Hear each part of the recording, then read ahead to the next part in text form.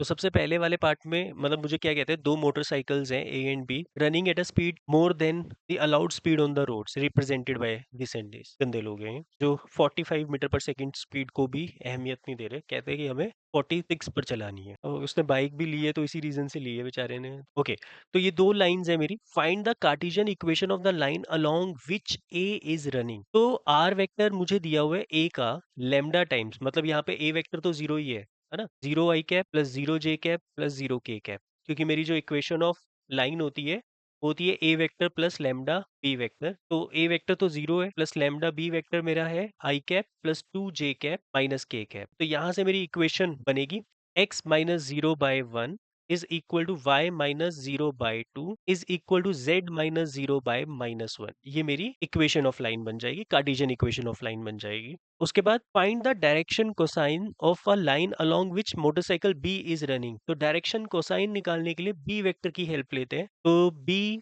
One vector नाम दे देता हूँ इसको सेकंड पार्ट के लिए। वो मेरे पास है two i cap plus j cap plus k cap. तो इसकी डायरेक्शन कोसाइन निकालने के लिए इसको यूनिट वेक्टर में कन्वर्ट करेंगे। तो two i cap plus j cap plus k cap को इसी के मैग्नीट्यूड से डिवाइड कर देंगे, that is four under root four plus one मतलब अंडर रूट सिक्स आ जाएगा। तो two by under root six i cap, one by under root six j cap, one by under root six k cap. तो ये मेरे direction cosines निकल जाएंगे, two by under root six, one by under root six and one by under root six. Direction cosine of B vector मतलब second line मतलब motorcycle B. उसके बाद shortest distance निकालना है दोनों लाइंस के बीच में। अब दोनों लाइंस मेरी पैरेलल तो नहीं है, विच मीन्स ये लाइंस मेरी स्क्यू लाइंस है, और इंटरसेक्टेड है या नहीं वो अभी हम फिलहाल तो नहीं बता सकते। डिस्टेंस निकालकर अगर डिस्टेंस जीरो आ गया तो ये दोनों लाइंस इंटरसेक्टेड, और लास्ट वाले पार्ट में मुझे इंटरसेक्टेड पॉइंट निकालना है, विच मीन्स ये लाइंस मेरी इंटरसेक्टेड होने के चांसेस है। बट हाँ, वो लेमडा वगैरह लेकर यहाँ से मेरा जो डिस्टेंस का फॉर्मूला होता है वो होता है modulus of A two minus A one vector dot B one vector cross B two vector on magnitude of B one cross B two vector. Three minus zero, three मैं direct कर रहा हूँ, मैं ऊपर वाला पार्ट डायरेक्ट कर सकता हूँ क्योंकि जीरो आने वाला है हमें पता है। फिर थ्री माइनस जीरो करूंगा तो जे कैप की जगह भी थ्री लिख दिया, और फिर जीरो माइनस जीरो करूंगा तो जीरो, के कैप की जगह पर मैंने जीरो लिख दिया। ठीक है, और अपॉन डिनोमिनेटर में मैं ऐसा लिख देता हूँ B one cross B two, क्योंकि मैं ये नहीं निकाल रहा, मुझे पता है जीरो आने वाला है। तो यहाँ पर आ जाएगा वन टू माइनस वन, यहाँ पर आ जाएगा टू वन वन। और जब मैं इसका डिटर्मिनेंट निकालूंगा डिस्टेंस ऊपर वाले का, three into two plus one minus three into one plus two, फिर जीरो ही आ जाएगा, और upon magnitude of B one cross B two. तो ये आ जाएगा nine minus nine, nine minus nine which is equal to zero. तो डिस्टेंस इसका जीरो यूनिट है, क्योंकि ये कोलाइड कर रही है तो कोलाइड करने पे इसका डिस्टेंस क्या आने वाला था, जीरो। अब मुझे पॉइंट ऑफ कोलिजन निकालनी है, तो पॉइंट ऑफ कोलिजन निकालने के लिए सपोज ये एक लाइन है, ये मेरी लाइन वन है और ये लाइन टू है, इनका जर्नल पॉइंट को इक्वेट करके मतलब बाइक वन और बाइक टू है। तो मेरे पास जर्नल पॉइंट क्या निकलेगा पहले वाले का, one lambda two lambda minus lambda, और जर्नल पॉइंट दूसरे वाले का क्या निकलेगा, three plus two new comma three plus new comma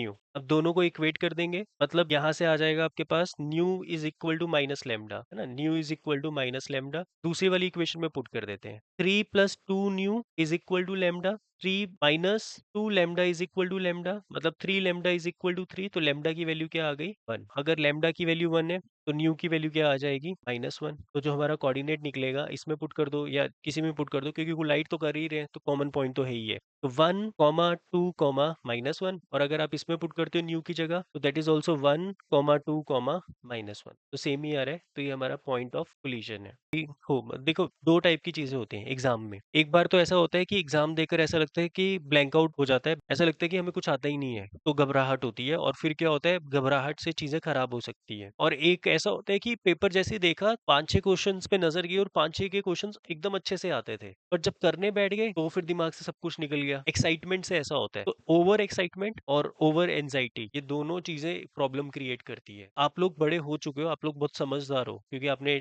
10-11 साल एग्जाम दिए हैं, मतलब मेन एग्जाम आपने 4-5 साल दिए हैं, तो वो घबराहट से ही लड़ना है, स्ट्रेस से ही लड़ना है एग्जाम में, पैनिक नहीं होना और ओवर एक्साइटेड नहीं होना। क्योंकि एग्जाम देकर ऐसा लगेगा कि सब कुछ आता है, सब कुछ किया हुआ है, तो उसमें बस एक्साइटमेंट नहीं दिखानी, बस धीरे धीरे हर एक क्वेश्चन को परफॉर्म करते जाना है ना, और वही क्वेश्चंस पहले करने हैं जो आपको आते होंगे, और बड़े क्वेश्चंस को प्रायोरिटीज देनी है। एमसीक्यूज अगर एंड में करो तो बढ़िया रहता है, बट हाँ, ज़्यादा जैसे रीडिंग टाइम है तो फटाफट एमसीक्यूज़ के आंसर्स नोट डाउन कर लो अपने जो हैं। बाकी टाइम वेस्ट नहीं करना किसी क्वेश्चन पे, तो पता ही है अब आप लोगों को, तो इतना तो शायद है नहीं है कि ना पता हो, है ना? कि टाइम वेस्ट नहीं करना, अपना आराम से ध्यान से पेपर करना है। मतलब केस स्टडी के अंदर वो बेसिकली 1 मार्क 2 मार्क्स क्वेश्चन ही को रिप्रेजेंट कर रहा है और कुछ नहीं है।